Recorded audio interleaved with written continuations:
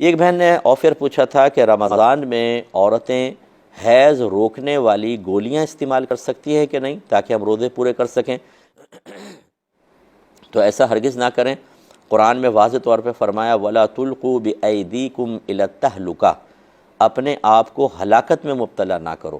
اور یہ ہلاکت کا مطلب کوئی مارنا ہی نہیں ہوتا، کوئی بیماریوں، عذر، خرابیوں، اس طرح اپنے آپ کو غلط خرابیوں کی طرف، نقصانات کی طرف لے کے جانا سب منع ہوتا ہے۔ تو اس طرح گولیاں کھا کھا کے صرف روزے رکھنے کے لیے، حالانکہ خود اللہ نے آپ کے لیے روزے معاف فرما دی ہیں۔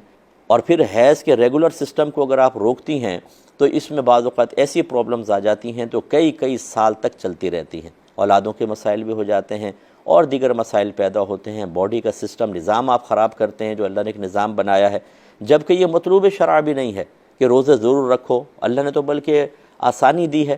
تو اس لیے ایسی کوئی بھی دوا استعمال نہیں کرنی چاہیے، ان کے ضرور کوئی نہ کوئی سائیڈ ایفیکٹ آپ کی طبیعت پہ مرتب ہوتے ہیں، تو اس لیے مناسب نہیں ہوگا۔